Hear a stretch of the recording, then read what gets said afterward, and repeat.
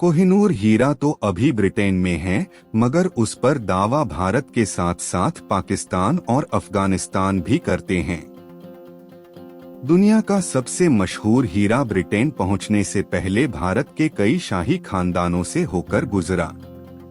मुगलों से लेकर अंग्रेजों तक कोहिनूर जिसके हाथ लगा उसके लिए बदकिस्मती ही लेकर आया। इसे पाने के लिए न जाने कितनों का खून बहाया गया। ब्रिटिश इतिहासकार विलियम डेलरिम्पल और पत्रकार अनीता आनंद की किताब Kohinoor the story of the world's most infamous diamond इस हीरे के स्याह पहलू पर रोशनी डालती है। कोहिनूर के लिए किसी का सिर ईंटों से कूच दिया गया, किसी की आंखों में गर्म सुनी चुभो दी गई। एक पर्शियन राजकुमार से हीरे का पता उगलवाने के लिए उसके ताज में पिघला लेड डालने का भी जिक्र किताब में है। कोहिनूर की कहानी भी उसी तरह तराशी गई है जैसे यह हीरा। कहते हैं कि जब कोहिनूर ब्रिटेन पहुंचा तो यह अंडे जैसा दिखता था। पढ़िए कोहिनूर की कहानी। इतिहासकार मानते हैं कि कोहिनूर हीरा कई सदी पहले कृष्णा नदी के किनारे मौजूद कोल्लूर खदान से निकला था। मुगल साम्राज्य के संस्थापक बाबर ने एक मशहूर हीरे का जिक्र किया है जो 187 कैरेट्स का था। बाबर की डायरी के हिसाब से जब अलाउद्दीन खिलजी ने दक्षिणी राज्यों पर आक्रमण किया तब यह उसके हाथ लगा। बाबर को यह हीरा पानीपत की लड़ाई में दिल्ली और आगरा जीतने के बाद मिला। हालांकि कोहिनूर के शुरुआती इतिहास को लेकर अलग अलग दावे हैं। मुगल काल से पहले कोहिनूर हीरे के बारे में पुख्ता जानकारी नहीं मिलती। लिखित में पहला रिकॉर्ड 1750 के आसपास मिलता है, जब फारसी शासक नादिर शाह ने मुगलों की राजधानी दिल्ली पर धावा बोला था। नादिर शाह पूरी दिल्ली लूटकर अफगानिस्तान ले गया। कीमती रत्नों से जड़ा राजमुकुट भी जिसमें कोहिनूर भी शामिल था। डेलरिम्पल के अनुसार उस राजमुकुट की कीमत ताजमहल से 4 गुना ज्यादा थी। उस मुकुट में कई पीढ़ियों से जमा किए गए हीरे मुगलों ने जड़वाए थे। जब 1747 में नादिर शाह मारा गया तो कोहिनूर उसके पोते के पास आ गया। उसने 1751 में इसे अफगान साम्राज्य के संस्थापक अहमद शाह दुर्रानी को दे दिया। 1809 में दुर्रानी का पड़पोता शाह शुजा अफगानिस्तान पर राज कर रहा था।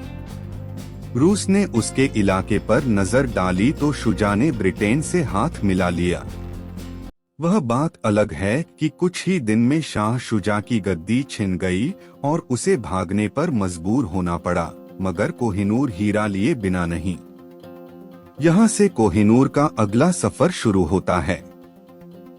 सिख साम्राज्य की नींव रखने वाले शेरे पंजाब महाराजा रणजीत सिंह ने लाहौर में शाह शुजा की मेहमानवाजी के बदले कोहिनूर मांग लिया। शुजा ने जब कोहिनूर उनके हवाले किया तो महाराजा रणजीत सिंह ने 2 दिन तक लाहौर के जौहरियों से उसकी परख करवाई। महाराजा रणजीत सिंह ने कोहिनूर को अपनी पगड़ी के आगे लगा रखा था। जून 1839 आते आते यह लगने लगा कि महाराजा रणजीत सिंह की मृत्यु नजदीक है। उन्होंने सबसे बड़े बेटे खड़क सिंह को उत्तराधिकारी नियुक्त किया था। महाराजा रणजीत सिंह की मौत से एक दिन पहले 26 जून 1839 को दरबारियों में कोहिनूर को लेकर जंग छिड़ गई। महाराजा बेहद कमजोर थे और इशारों में बात कर रहे थे। आखिर में यह तय हुआ कि खड़क सिंह को ही कोहिनूर दिया जाएगा। खड़क सिंह ने अक्टूबर 1839 में गद्दी संभाली, मगर प्रधानमंत्री ध्यान सिंह ने बगावत कर दी। कोहिनूर अब ध्यान सिंह के भाई और जम्मू के राजा गुलाब सिंह के पास आ चुका था। जनवरी 1841 में गुलाब सिंह ने कोहिनूर को तोहफे के रूप में महाराजा शेर सिंह को दे दिया। यानी कोहिनूर वापस सिख साम्राज्य के पास आ चुका था, मगर अभी इस हीरे के लिए और खून बहना था। डेलरिम्पल और आनंद की किताब के अनुसार 15 सितंबर 1843 को शेर सिंह और प्रधानमंत्री ध्यान सिंह की तख्तापलट में हत्या कर दी गई। अगले दिन ध्यान के बेटे हीरा सिंह की अगुवाई में हत्या का बदला ले लिया गया। 24 साल की उम्र में हीरा सिंह प्रधानमंत्री बने और 5 साल के दलीप सिंह को सम्राट के पद पर बिठाया। कोहिनूर अब एक नन्हे सम्राट की बाह से बंधा था।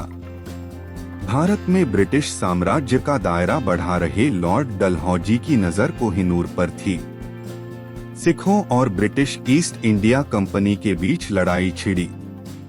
सिख साम्राज्य पर अंग्रेजों का कब्जा हो गया और 1849 की लाहौर संधि हुई।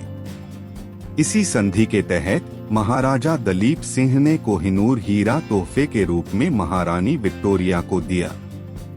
फरवरी 1850 में कोहिनूर हीरे को एक तिजोरी में बंद करके HMS मेदेया पर लादा गया और इंग्लैंड पहुंचाया गया।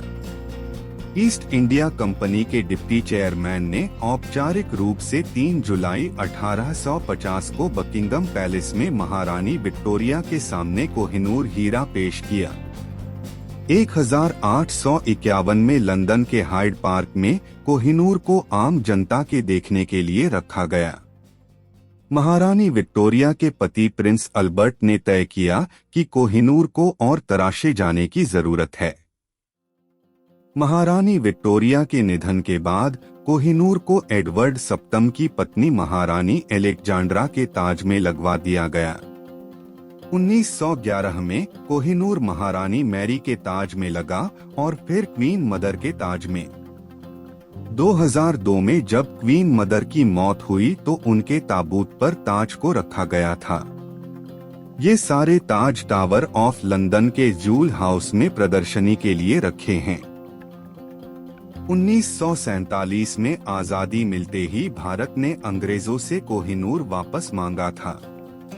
कांग्रेस की ओर से एक दावा यह भी था कि इसे पुरी के जगन्नाथ मंदिर में भेज दिया जाए। मृत्युशैया पर महाराजा रणजीत सिंह ने भी यही संकेत दिया था।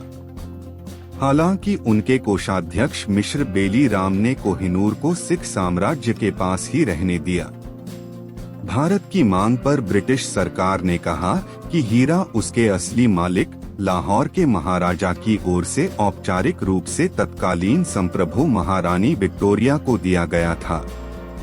ब्रिटिश सरकार ने कहा कि कोहिनूर का मामला नॉन नेगोशिएबल है, यानी इस पर कोई मोलभाव नहीं हो सकता। पाकिस्तान ने भी 1976 में कोहिनूर पर दावा जताया।